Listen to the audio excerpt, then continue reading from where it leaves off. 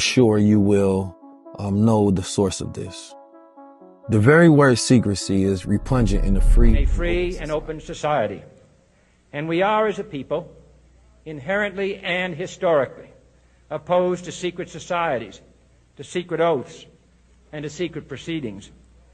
We decided long ago that the dangers of excessive and unwarranted concealment of pertinent facts far outweighed the dangers which are cited to justify it.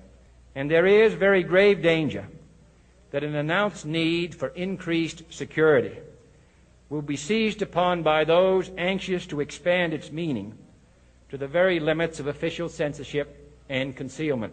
This particular speech is very prophetic. I want to ask you about secrecy and secret societies in the sense of, during the times of 1963 to 68, there was 4 assassinations, 2 whom were family members of yours, and the other 2 who were family members of mine. Malcolm and Martin. Malcolm X and Martin Luther King. Now, as we talk about, the forces that your uncle laid out, who do you think that he was speaking to? Because during the 60s, right, was one of the most powerful and pivotal times as far as leaders working to influence the future of America, right? And it seemed to be, these forces behind the scenes that some people call shadow government, some people call managerial class, right? There's all of these different names for it. But people think about who has the most power. Often people think that it is the president of the United States. So why would he have such a veiled speech in a manner, right, about secrecy and secret orders and secret oaths and secret proceedings, right? What was he alluding to? Just so that people know, that speech was my uncle, John F. Kennedy. Yes, sir. Yeah.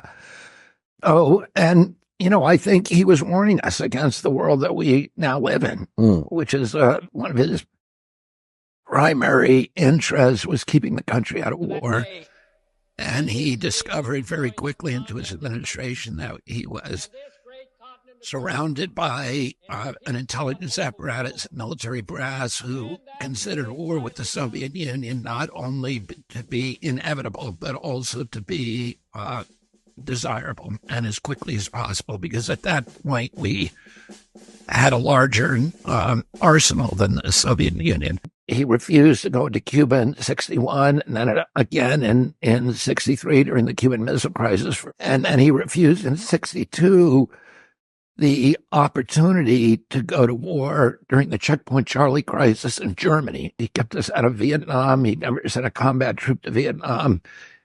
And a month before he died, to the day, he signed National Security Order 263, ordering all the troops home from Vietnam. 30 days later, he was murdered. I think it was, he was referring to a group of people who were really robbing us of democracy. Democracy is about transparency, because we own the government. The government has no business lying to us. And now it lies, not only lies, but hides things every day. You see it. I mean, we saw congressional hearings this week in which David Morenz, who was the deputy to Anthony Fauci, had emails in which he was bragging that he had been coached by the Freedom of Information staff, by the chief Freedom of Information officer at NIH, how to hide his emails, how to destroy them in ways in which he couldn't be caught. So that the transparency officer at that agency, the person who's in charge of making sure there's no secrets, was actually coaching high-level staffers how to keep secrets.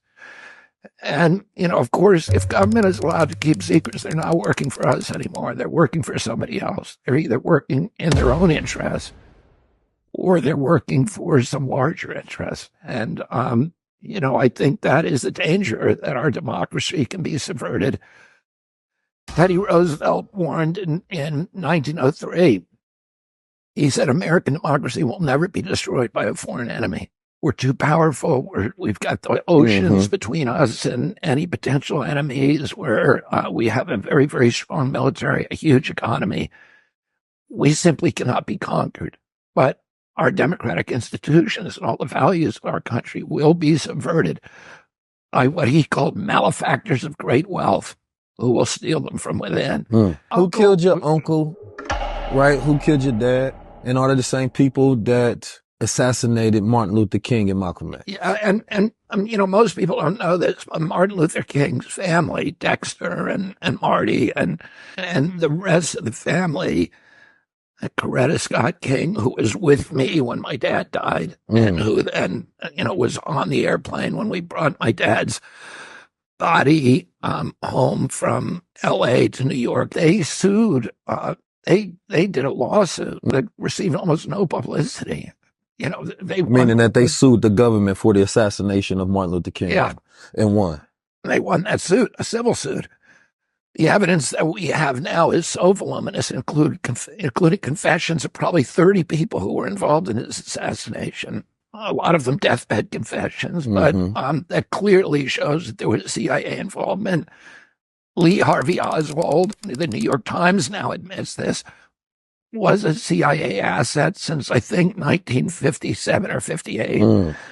And the CIA is still involved in covering up the final documents that are legally, the government legally is required. Congress passed a law saying that by 2018, all documents related to my uncle's assassination had to be released, and the CIA will not allow that to happen. President Trump ran in 2016 and said he was going to release them all.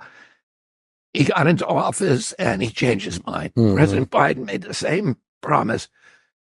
He got into office and changed his mind. Why do they change their mind? What are they hiding? If you were elected to be president, would you then release the files of Martin Luther King, Malcolm X, Robert F. Kennedy, and John F. Kennedy? And would you keep that promise, which is hard to say as a politician? I'm going to release all those documents. D-Day. Yeah, that's going to be a big day. I'm going to sign an executive order forbidding all federal agents, any federal employee from lying to the public. And the executive order is going to say any federal officer, official who lies to the public in conjunction with his official duties is going to immediately lose his job. I'm going to pass another executive order, day one, forbidding the CIA from propagandizing American people.